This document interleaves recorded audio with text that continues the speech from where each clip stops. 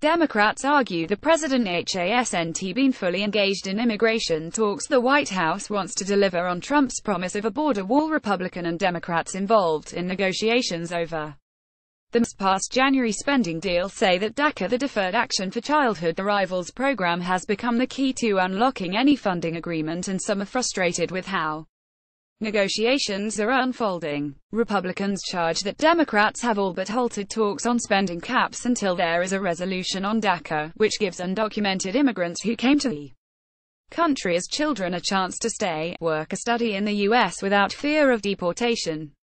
Seems to me that Democrats are holding that deal hostage for a DACA negotiation, and we are meeting at the White House tomorrow on a bipartisan basis with the president to see what that might look like, said the Senate's number 2, Texas Republican John Cornyn. But I think that's going to make the January 19th date pretty hard to hit. It's a mess, said one person directly involved in the negotiations. A separate op-ed said the broader environment for both parties simply isn't in a good place right now.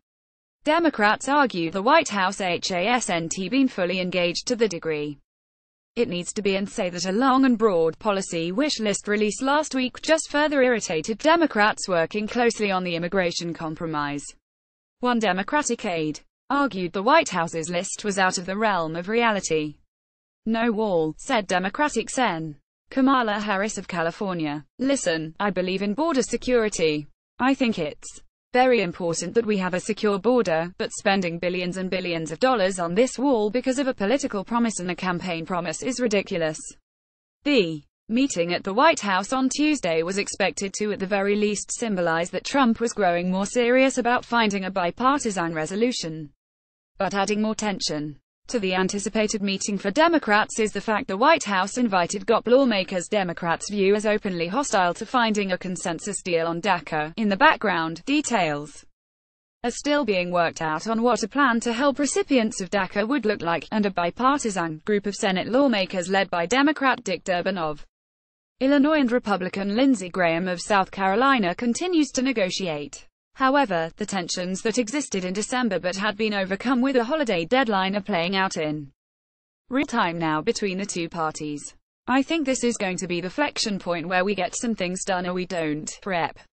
Adam Kinzinger, a Republican from Illinois, said Monday afternoon on CNN. On Capitol Hill, bipartisan talks have been ongoing for months, and the group of senators led by Durbin and Graham acknowledge they need Trump to lay out clear priorities to move forward.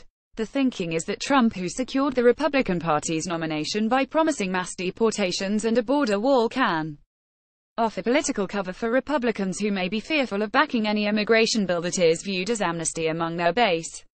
With Trump's blessing, Republicans believe they can find a way to move ahead on DACA. Without it, the votes are compromised. The bipartisan meeting at the White House on Tuesday comes after Trump met with Republicans last week at the White House, and Sen. Jeff Flake of Arizona refused to attend, citing the lack of bipartisanship.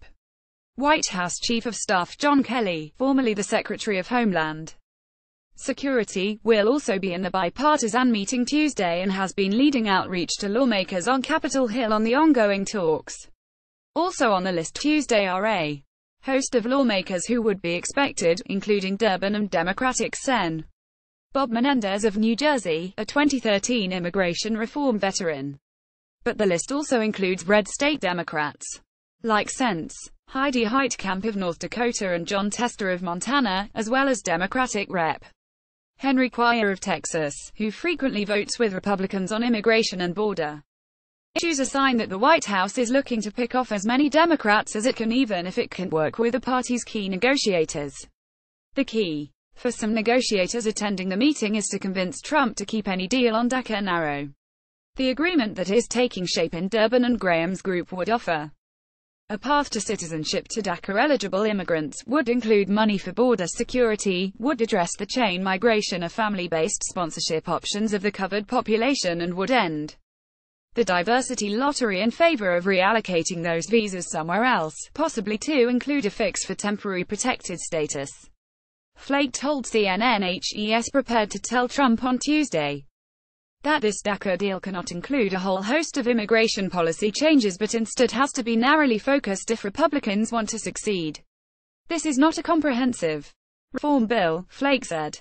We can't do one before March. In addition to the bipartisan working group, conservatives including Cornyn and Senate Judiciary Chairman Chuck Grassley of Iowa are having their own conversations, and Republican Sens. Tom Tillis of North Carolina and James Lankford of Oklahoma are also going to be at the White House on Tuesday. In the House, multiple efforts are underway as well, many led by rank-and-file members.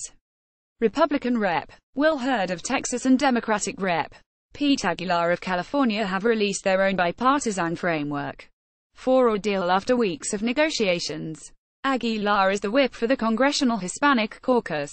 That deal focuses on DACA and border security, but the lawmakers hope additional measures be added if necessary to finalize a deal.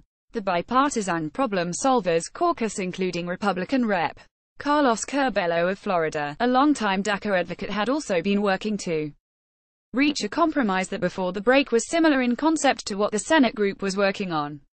And, as in the Senate, a group of more conservative Republican lawmakers are working on their own proposal, including House Homeland Security Chairman Mike McCall of Texas and House Judiciary Chairman Bob Goodlatte of Virginia, which would be strongly to the right of most of the bipartisan compromises. Both men will also be at the White House on Tuesday. CNN's Ted Barrett and Dana Bash contributed to this report.